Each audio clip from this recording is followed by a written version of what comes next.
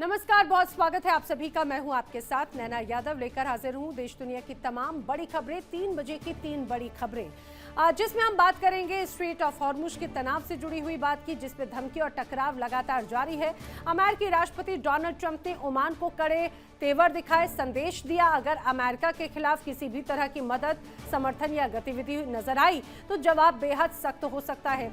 आज जो दूसरी बड़ी खबर है वो उत्तर प्रदेश से सामने आई। यहाँ पर किस तरह से अब खाकी ही इनसिक्योर है, असुरक्षित है। दरअसल राजधानी लखनऊ में पुलिस टीम पर हमला किया गया, उपद्रवियों पर अब एक्शन भी लिया जा रहा है। जिस टीम पर कानून व्यवस्था को संभालने के दौरान हमला हुआ था, उस मामले में पुलिस ने सख्त रुख अपना लिया। बताया जा रहा है कि आरोपों के बाद प्रशासन ने साफ कर दिया कि कानून को हाथ में लेने वालों को बख्शा नहीं जाएगा और सीधे सीधे अब बुलडोजर एक्शन की भी तैयारी नजर आती है। तीसरी खबर, वंदे मातरम को लेकर फिर सियासी संग्राम छिड़ चुका है। गोवा में कांग्रेस के कार्यक्रम के दौरान राजगीत को लेकर विवाद खड़ा हुआ। अब इस बार विवाद में क्या है, कुछ नया बताएंगे आगे विस्तार से। तो 3 बजे की ये 3 बड़ी खबरें, एक एक तस्वीर, एक एक खबर बताई जाएगी विस्तार के साथ।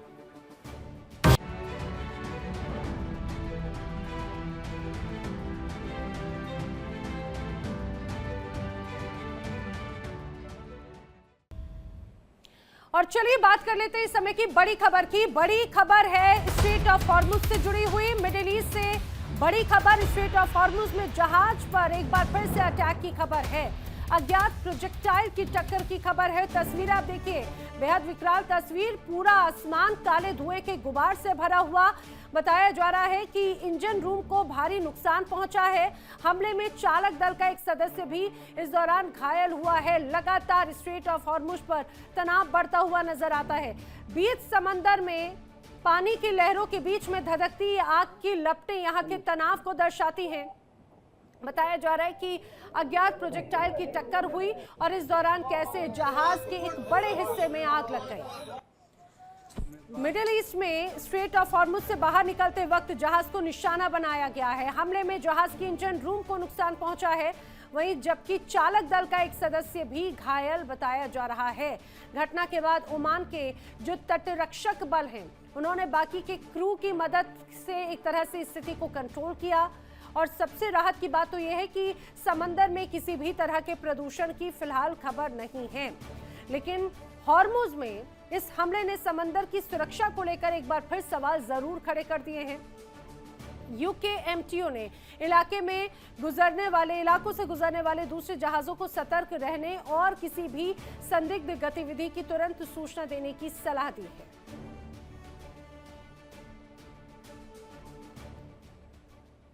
और एक और इंटरनेशनल खबर आपको बता दें, स्ट्रेट ऑफ हॉर्मुज से जुड़ी हुई ही अमेरिका की ओमान को बड़ी धमकी है। हॉर्मुज पर ईरान से डील में अड़ंगा अगर डाला तो सैन्य कार्रवाई संभव है, दखल दिया तो छोड़ेंगे नहीं, डोनाल्ड ट्रंप ने कहा। हॉर्मुज पर ईरान की तरफ से जिस तरह से दबाव डाला गया, जो तमाम एक्शन लिए गए, अमेरिका की तरफ से पलटवार हुआ। अब ईरान और ओमान की बातचीत से अमेरिका नाराज हो गया है। ईरान के बाद अब ओमान से भी अमेरिका की सीधी टक्कर है, डोनाल्ड ट्रंप कहते हैं। और मुझ पर तनाव बढ़ता हुआ नजर आ रहा है और ये कहा जाए कि खतरे का एक और नया मोर्चा बनता हुआ नजर आता है। सीधे रुक कर लेते हैं, मेरी सहयोगी मीनाक्षी रजत जुड़ रही है मेरे साथ में न्यूज रूम से। मीनाक्षी, जिस तरह से मिडिल ईस्ट का तनाव तो लगातार है, ईरान अमेरिका के बीच में अब एक और बड़ी टकराहट इराक के साथ में नजर आती है, एक बड़ी टकराहट ओमान के साथ में बातचीत के बाद जरूर देखी जा रही है। बिल्कुल, आप देखेंगे जब से ये युद्ध शुरू हुआ है, अगर ईरान किसी पर ट्रस्ट कर पा रहा है तो वो उसके लिए ओमान ही है। ओमान वो लगातार विजिट भी कर रहे थे। आपने देखा होगा कि जो उनके फॉरेन मिनिस्टर है अब्बास अरागची, और उसके बाद उन्होंने मुलाकातों के बाद कई सारे दावे भी कर दिए थे। अब ओमान को लेकर के इसीलिए अमेरिका घबराया हुआ है कि मिडिल ईस्ट का हर एक देश तो अमेरिका के साथ खड़ा हुआ है, लेकिन ओमान भी उसकी गिरफ्त से कहीं ना कहीं बाहर नजर आता है। ऐसे में वो बिल्कुल नहीं चाहता कि ईरान की तरह ओमान भी उसके साथ युद्ध में उतर आए, इसलिए पहले से ही डराने का प्रयास अमेरिका की तरफ से कर दिया गया है। यानी अमेरिका अपने तरफ से स्पष्ट ये कह देना चाह रहा है और कह भी रहा है कि अगर आप इस युद्ध में कूदे तो फिर अगले निशान, अगले शिकार आप ही होंगे। और कई सारी वजह, कई सारे एक्सपर्ट्स कहते हैं कि यही है कि बहुत सारे देश जो कि मुस्लिम ब्रदरहुड की बात करते हैं वो इस वक्त ईरान के साथ इसीलिए भी नहीं खड़े हैं क्योंकि उन्हें अमेरिका के हमलों का शिकार नहीं होना है। दूसरी तरफ अमेरिका के तमाम एयरबेसेस इन्हीं मिडिल ईस्ट की देशों में बने हुए हैं और इसके साथ साथ अगर वो ईरान के साथ उतरते हैं तो ईरान के साथ भी उनके बहुत अच्छे रिश्ते नहीं है। लेकिन अगर बात ओमान की जाए तो ओमान कहीं ना कहीं खड़ा हुआ नजर आ रहा है ईरान के साथ और ये बात कहीं ना कहीं डोनाल्ड ट्रंप को चुभ रही है। इसीलिए वो बार बार इस तरीके से सीधे सीधे चेतावनी देते हुए नजर आ रहे हैं कि अगर ओमान सीधे तौर पर ईरान का समर्थन करता है तो हम उन्हें भी नहीं बख्शेंगे। और ये चेतावनी उन्होंने पहले भी चीन को और रूस को दी थी, आपको याद भी होगा। और इसी तरीके से वो इस बार ओमान को भी निशाने पर ले रहे हैं। ठीक है, जानकारी के लिए मीनाक्षी आपका शुक्रिया। तो देखिए अब एक बार फिर से अमेरिका के निशाने पर न सिर्फ ईरान बल्कि मिडिल ईस्ट के तमाम बड़े इलाके भी नजर आते हैं। हर वो देश जो कहीं ना कहीं ईरान के साथ अगर सुर से सुर मिला रहा है तो वो कहीं ना कहीं ट्रंप की आंखों में जरूर खटकता है।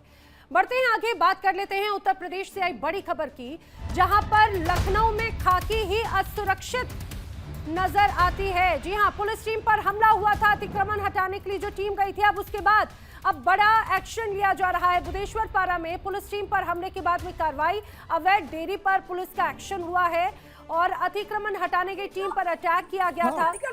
ये जो तस्वीर आप देख रहे हैं, दरअसल दरोगा का गला दबाने की कोशिश की गई थी यहाँ पर मौजूद लोगों की तरफ से।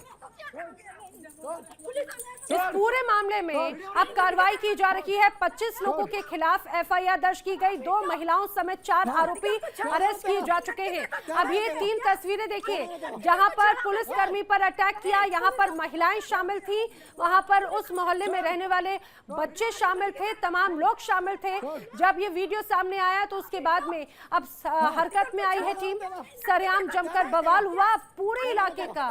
किस तरह से कहा जाए कि तनाव की तस्वीर नजर आई। पूरे इलाके को पुलिस ने अब घेर लिया है। बड़े स्तर पर पुलिस की तैनाती यहाँ पर नजर आती है। अनुज कुमार ज्यादा जानकारी के साथ मेरे साथ में कनेक्ट हो रहे हैं। अनुज, जरा बताइए लखनऊ में आखिर अब किस तरह से एक्शन की तैयारी चल रही इस पूरी घटना के बाद? ये दूध अवैध डेयरियों के खिलाफ लगातार अब कार्रवाइयां हो रही, क्योंकि इसके खिलाफ अब अभियान अब जारी है। गौरव जो यहाँ के नगर आयुक्त हैं और जो यहाँ की मेयर है सुषमा खरगवाल का साफ तौर पर कहना है कि इससे पहले इनको हिदायत दी गई थी कि ये अपना अतिक्रमण हटा लें और ये जो गंदगी है, जो अंबार है, उसको साफ सफाई रखें। पर लगातार लोकल स्तर पर शिकायतें पहुंची। उसके बाद जब नगर निगम पर जब दस्ता और पुलिस प्रशासन पहुंचा तो वहाँ के जो घोसी समुदाय के लोग हैं और स्थानीय लोग ने वहाँ बवाल करके और जमकर उपद्रव किया, जिसमें कि पुलिस की जो वाहन थी उसका क्षतिग्रस्त हुआ और पुलिस पर अटैक हुआ। हालांकि मुकदमा दर्ज करके 4 लोग को हिरासत में ले लिया गया। अब सबसे बड़ी खबर यह आ रही है कि जो अखिल भारतीय हिंदू महासभा के जो प्रवक्ता है शिशिर चतुर्वेदी का साफ तौर पर कहना है कि यहाँ पर अतीक कनेक्शन है, यानी ये जो लोग जो यहाँ पे काम करते हैं वो अतीक के जानने वाले, यानी अतीक अहमद जो माफिया जो प्रयागराज का रहने वाला था, उसके ये संपर्क में लोग हैं और इसी एंगल को लेकर आप पुलिस पूरी तफ्तीश कर रही है। पुलिस का हालांकि आधिकारिक तौर पर, ऑफिशियली तौर पर कोई पुष्टि तो नहीं है, पर पुलिस इसी भी एंगल पे तफ्तीश करेगी आखिर ये कैसे उपद्रव किया, कैसे इनकी हिम्मत बढ़ी, कैसे पुलिस के ऊपर अटैक किया। पूरे चीजों को लेकर ये तो बहुत हैरान कर देने वाली है। ये दर्शाती है कि जिनके ऊपर सुरक्षा का जिम्मा, यहाँ पर ये जो कुछ उपद्रवी हैं उन्हीं को सीधे टारगेट कर रहे हैं। बताया जा रहा है कि गद्दी गैंग्स इससे सीधे सीधे कनेक्टेड है। अब इस घटना के सामने आने के बाद सरकार की तरफ से, प्रशासन की तरफ से क्या सख्त एक्शन लिया जा रहा है? देखिए, जितने भी लोगों के खिलाफ मुकदमा दर्ज किया गया उसमें पुलिस वाहन की तोड़फोड़ और हत्या का प्रयास और तमाम मुकदमे उसमें दर्ज किया गया। अब इसी पे कार्रवाइयां हो रही है और जो लोग फरार हैं उस पर दबिश दी जा रही है। अब पुलिस इस अतीक अहमद को जो गैंग की कनेक्शन है उस पर अब पूरे चीजों को खंगाल रही है। हारा माना जा रहा है कि इनकी जो संपत्तियां हैं, जो संपत्तियां जो अर्जित की गई, उस अवैध संपत्तियों का भी ब्यौरा कलेक्ट किया जा रहा है। यानी अब नगर निगम और जो लखनऊ विकास प्राधिकरण है और तमाम जो विभाग है कुल मिलकर इसका ज्वाइंट ऑपरेशन के तौर पर देखा जा रहा है, क्योंकि बड़े स्तर पर वहां पे अधिकारियों की डिप्लॉयमेंट है और बल्कि एक पीएससी कंपनी को तैनात किया गया। यानी आप संवेदनशीलता समझ सकती हैं कि वहां पे एक पीएससी की तैयारी में है प्रशासन। अगर अवैध पाया जाता है वहां का जो जहां पे ये रसे बसे हैं, जो जिस कॉलोनी पर रसे बसे हैं, अगर वहां पे नगर निगम के जो भी पैमाइश में जो चीजें निकल आएगी उसके बाद यहाँ पे बुलडोजर एक्शन किया जाएगा। पर वहां पे हिंदू संगठनों का साफ तौर पे कहना है कि यहाँ पर अवैध तरीके से मजारे, मदरसे और वहां पे एक डेमोग्राफी बदलने की एक संरचना वहां पे की जा रही थी कि वहां पे कोई भी अगर विरोध करता था गंदगी को लेकर तो वहां के लोग स्थानीय तौर पर गुंडागर्दी करते थे। और इससे पहले भी एक सिस्टम का फेलुअर नजर आया था, वो शायद यहाँ के इन लोगों को अभी तक जो एक कहीं ना कहीं बड़ा एक रियायत देती हुई जो तस्वीरें नजर आई, उसी का ही कहीं ना कहीं गलत इस्तेमाल किया गया। जब यहाँ पर टीम पहुंची तो सीधे प्रशासनिक अमले पर ही हमला कर दिया गया, टारगेट पर ले लिया गया। जानकारी के लिए अनुज आपका शुक्रिया। और अब बात कर लेते हैं वंदे मातरम की, जो है हिंदुस्तान की आन बान शान, लेकिन अब पिछले कुछ वक्त से सिर्फ विवादों से घिरा हुआ है। अब कांग्रेस के कार्यक्रम में अधूरे वंदे मातरम गायन को लेकर विवाद खड़ा हो चुका है। दरअसल कांग्रेस का अधिवेशन था, अब इस दौरान मल्लिकार्जुन खड़गे की मौजूदगी में ही इस गायन का एक तरह से आयोजन हुआ, लेकिन गायन पूरा नहीं हुआ। बताया जा रहा है खड़गे ने भी वंदे मातरम की शुरुआती 2 छंद ही गाए, जो कैमरे में भी कैद हुआ और उसके बाद में विवाद भी शुरू हो गया। कांग्रेस कार्यक्रम में राष्ट्रगीत अधूरा रह गया, ये दावे किए जा रहे हैं। बीजेपी की तरफ से आरोप लगाए गए खड़गे पर राष्ट्रगीत के अपमान करने के। कांग्रेस से राष्ट्रगीत का एक तरह से अपमान किया है, बीजेपी की तरफ से कहा गया है। आपको बता दें इसके पहले भी इसी तरह से विवाद की तस्वीर नजर आई थी, चाहे बात 15 अगस्त का हो मौका हो या फिर कांग्रेस के अधिवेशन का। इसको लेकर रिएक्शंस भी सामने आए हैं, आपको सुनाएंगे। वंदे मातरम विवाद पर आखिर मल्लिकार्जुन खड़गे ने क्या कहा है जब पूरा विवाद शुरू हुआ। नहीं, कंप्लेंट वो क्या फाइल करेंगे? जो महात्मा गांधी जी वंदे मातरम गाते वही मैं गाया, जो जवाहरलाल नेहरू गाए थे वही गा। अब तक 18 साल तक उन्होंने जो गाया, ऐसे उनकी सेंट्रल गवर्नमेंट वाजपेयी ने जो गाया वही गाया मैं, और 12 साल तक इन्होंने चीफ मिनिस्टर होकर अब तक जो गाया वही वंदे मातरम गाया। अगर ये गुनाह है तो उन्होंने 18 साल से गुनाह कर रहे हैं। कौन सा राष्ट्रीय गीत अपनाना ये किए हैं। तुम जो बोलते वही राष्ट्रगीत, आप जो कहते वही होगा। कल के दिन दूसरी सरकार आएगी, वो अगर कहे वही होता है। 90 साल से जो चल रहा है वही हम किए। तो आपने मल्लिकार्जुन खड़गे को सुना, उन्होंने उस पर सफाई भी दी। वहीं दूसरी तरफ इसको लेकर बयानबाजियों का दौर भी लगातार जारी है। बीजेपी ने खड़गे पर राजगीत के अपमान का आरोप लगाया, कांग्रेस पर जमकर निशाना साधा। आइए आपको सुनाते हैं। कांग्रेस लगातार सनातन संस्कृति का, देश के जो हमारे स्वतंत्रता संग्राम सेनानी हैं और जो स्वतंत्रता संग्राम का गीत था उसका लगातार अपमान कर रही है। देश इन्हें कभी माफ नहीं। अब ये कांग्रेस है ही नहीं, ये चाटुकारों का कांग्रेस है। जो कांग्रेस हमारे पूर्वज आजादी की लड़ाई लड़े, और वो कांग्रेस अब नहीं है। अब सोनिया गांधी, राहुल गांधी और प्रियंका का कांग्रेस है, जो वंदे मातरम को किस ढंग से अपमानित करने का काम किया, उसमें खड़गे भी शामिल थे। खड़गे जी तो तोता है, जितना राहुल गांधी पढ़ा देते हैं उतना पढ़ते हैं खड़गे जी। 2 पुस्त को देखा होगा, लेकिन फिर भी अध्यक्ष की भूमिका में नहीं है अध्यक्ष रहते हुए। वंदे मातरम जो है वो भारत की चेतना का जो है, मैं कलाकार होने के नाते मैं समझ सकती हूँ कि एक कला का, एक कविता का क्या प्रभाव होता है जनमानस पे, लेकिन उसका एक इतना उससे चिढ़ना, इतनी नफरत, और वो भी इतना उन्होंने कैमरा की ना परवाह करके उसको बंद कराने के लिए, जैसे मानो मैं कहूँगी कि इस तरह से उनमें तड़पन होने लगी कि जैसे कोई, मैं तो कहूँगी कि पाकिस्तान के लोग भी इतना नहीं तड़पते हैं जितना कि वो लोग अपने तो देख के। अभी तो खैर पूरे हंसी का पात्र पूरे देश में बन गए हैं, लेकिन कांग्रेस जो है मैं कहीं ना कहीं कहूँगी कि बीजेपी विरोधी बनते बनते अब देश विरोधी बन।